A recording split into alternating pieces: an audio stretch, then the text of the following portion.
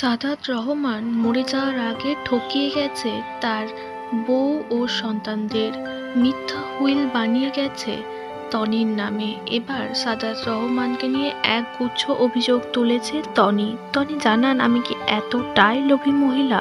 পৃথিবীর সকলের কাছে আমি লোভী মহিলা, কিন্তু সে তো জানতো আমার কোনো টাকা পয়সার দরকার ছিল না।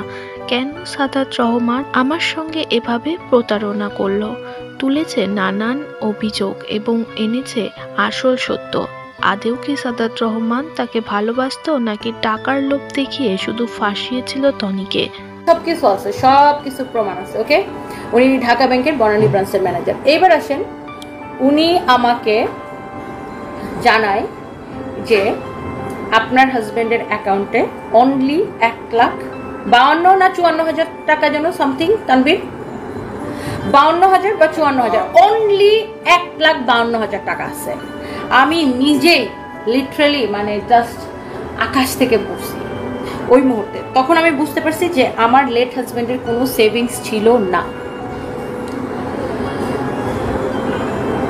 শিউলি ইসলাম, আমার অবশ্যই মানুষকে বলার দরকার আছে, কারণ সারা জীবন আমি লোভী কথাটা না শুনলে আমি খুবই আমি শুনতে আমার খুব মানে আমি খুবই ফ্রাস্ট্রেটেড হয়ে গেছি। এখন আমি অবশ্যই ব্যাখ্যা দিব।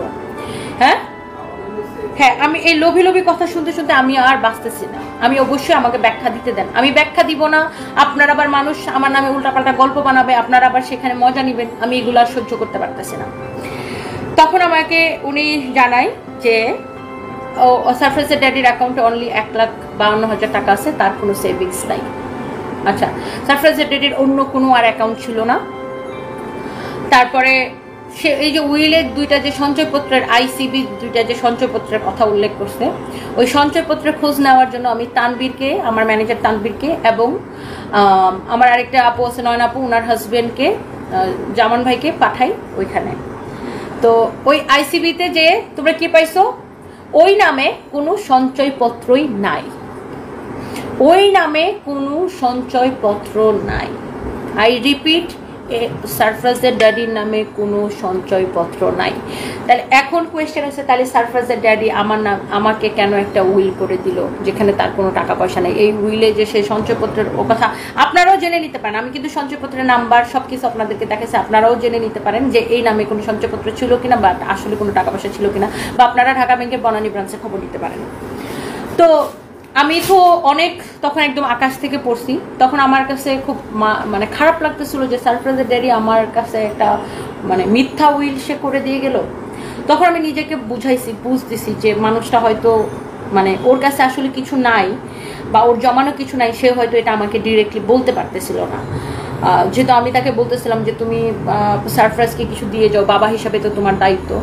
তো আমি এখানে আরেকটা উল্লেখ করি, ওর একটা ফ্ল্যাট আছে, সেটা হচ্ছে মহাখালী ডিওএইচএসে। ওই ফ্ল্যাটে তার মেয়ে থাকে, আগের তার যে সেকেন্ড ওয়াইফ এবং সেকেন্ড ওয়াইফের ঘরের যে মেয়ে তারা থাকে। সো ওই ফ্ল্যাটে আমি কখনোই যাই নাই, সো প্রশ্নই আসে না। আর তো যাই হোক, ওগুলা নিয়ে আমি কথাতে নাই যাই। তো তারপরে হচ্ছে যে আমরা যে বনানী বাসাটায় থাকি, সেটা তো আমার ভাড়া বাসা, আমি ভাড়া পে করে আমি আপনাদেরকে বললাম। তো এখন আমি তখন বুঝলাম যে আসলে মানুষটা হয়তো মানে এই যে মানে পুরুষ মানুষের একটা পুরুষ মানুষের একটা আলাদা ইগো থাকে, যে আমি তার থেকে বেশি ইনকাম করি, সে আমার থেকে একটু কম ইনকাম করে, বা সে আমাকে হয়তো এটা বলতে পারতেছিল না যে আমার জমানো কিছু নেই, এটার জন্য হয়তো সে একটা এরকম মিথ্যা উইল করে গেছে।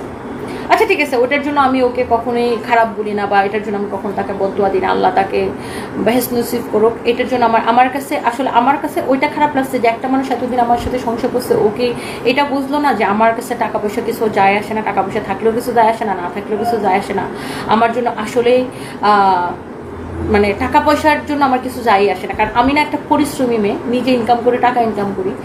সো আমার অন্য একটা পুরুষ মানুষের থেকে হাত পেতে টাকা নিব, এটাই তো আমার ইগোতে লাগে। আমি কোনোদিন কারোর কাছ থেকে হাত পেতে টাকা নিই নি, আমি চ্যালেঞ্জ করে বলতেছি, আমি কখনই কারোর কাছ থেকে হাত পেতে টাকা নিই নি। সো এটা আমার কাছে খুব খারাপ লাগছে যে সারফ্রাজের ড্যাডি একটা উইল করে দিয়েগুলো, সেখানে কিছু না, কিন্তু সে তারই মিথ্যা উইলটা করার দরকার ছিল না। সে আমাকে বললেই পারতো যে দেখো, আমি যেটা মাসের স্যালারি পাই সেটা তো আমি সংসারে খরচ করি, বা এটা সেটা আমি খরচ করি, আমার জমানো কোনো টাকা নাই।